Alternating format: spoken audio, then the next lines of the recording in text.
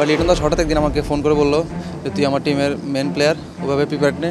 1 মাস আগেও আমি জানতাম না আমি জাতীয় দলে খেলবো, ওরকম কোনো ড্রিমই ছিল না। শান্ত ছিল ক্যাপ্টেন, হয়তোবা ওর কাছ থেকে যদি এরকম সেম মোটিভেশন পেতাম হয়তোবা আরও ভালো করতে পারতাম, আরও ভালো জায়গায় থাকতে পারতাম।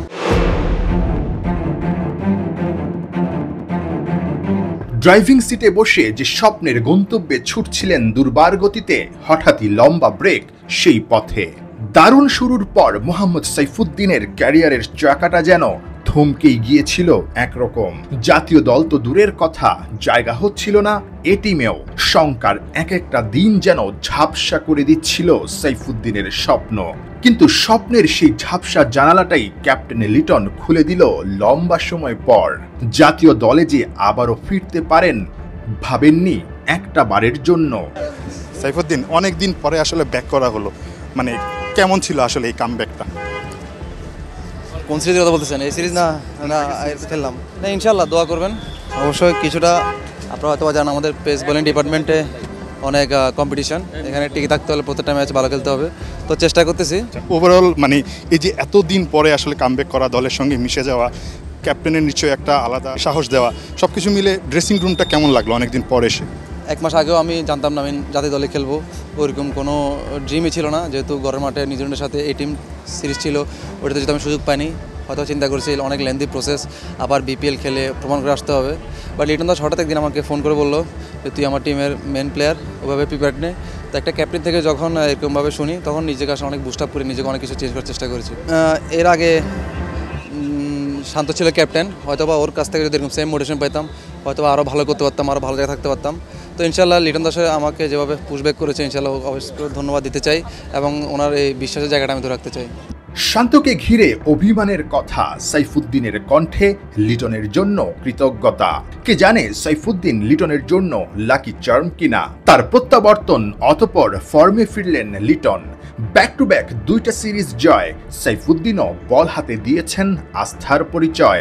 ইকোনমিও বেশ ভালো, ব্যাট হাতেও দেখা গেছে ছোট্ট ক্যামিও। ওয়ার্ল্ড কাপ আছে, এশিয়া কাপ আছে, সব কিছু মিলে মানে ড্রিমটা কি এখন, যেহেতু ক্যাপ্টেন একটা বড় সুযোগ দিয়েছেন? না অবশ্যই, আসলে আমি চেষ্টা করবো ওনার এই কথাটা ধরে রাখার, চেষ্টা করবো আবার সুযোগ পেলে ভালো খেলার ব্যাটিং বলিংয়ে। তো ইনশাল্লাহ আমার উপরে আত্মবিশ্বাসটা যেহেতু রেখেছে আমি চেষ্টা করবো আমি সর্বোচ্চটা দেওয়ার। আচ্ছা, এই 2টা সিরিজের মধ্যে সবচেয়ে মানে ভালো মোমেন্ট কোনটা আপনার কাছে? না অবশ্যই আমি মনে করি শ্রীলঙ্কার সাথে যে প্রথম ম্যাচটা আমরা জিতলাম টি20-তে, ওইটা আসলে বাউন্স ব্যাক করেছি, তো এইটা আমার কাছে মনে হয় টার্নিং পয়েন্ট। ক্যারিয়ারের শিক্ষাটা কি, যে এতদিন পরে ব্যাক করলেন, সব কিছু মিলে ক্যারিয়ারের শিক্ষাটা কি আপনার কাছে? এখন এই যে ব্যাক করলেন এটা নিশ্চয়ই আসলে এত বড় একটা সুযোগ, মানে এবার অ্যাটলিস্ট হাতছাড়া করতে চাইবেন না? না অবশ্যই, আসলে দেখুন প্রত্যেকটা প্লেয়ার এবং আমি নিজে তো প্রত্যেকটা ম্যাচ নিজের সবটা দিয়ে খেলার চেষ্টা করি দেশের জন্য এবং আমি নিজের জন্য। তো চেষ্টা করি যখন সুযোগ পাই দলে তৃতীয় হওয়ার এবং নিজের সবটা দেওয়ার। অনেক সময় হয় না, যার কারণে দলে বাইরে থাকি, তারপর চেষ্টা করি অনেক নিজেকে চেঞ্জ করার চেষ্টা করতেছি, আরও হার্ডওয়ার্ক করার, আর যে কদিন খেলতে পারি নিজের সর্বটা দিয়ে খেলার চেষ্টা করবো। 2টা মানে জয়ের পর ড্রেসিং রুমের কী অবস্থা, মানে এখন ড্রেসিং রুমে আসলে কী কথা হচ্ছে নিজেদের মধ্যে? না অবশ্যই, আসলে ম্যাচ জিতলে তো সবার আত্মবিশ্বাস বাড়ে, যেহেতু আমরা এখন ফুল ইয়াং টিম, তো অবশ্যই হয়তো আমরা অনেক দুর্দান্ত খেলেছি জিম্বাবুয়ে এবং পাকিস্তানে। তো ইনশাল্লাহ সামনে সিরিজগুলো এই জয়ের দ্বারা অব্যাহত রেখে, সামনে যেহেতু এশিয়া কাপ আছে, সামনে ওয়ার্ল্ড কাপ আছে, তো ইনশাল্লাহ এগুলো কাজ দিয়ে ভালো।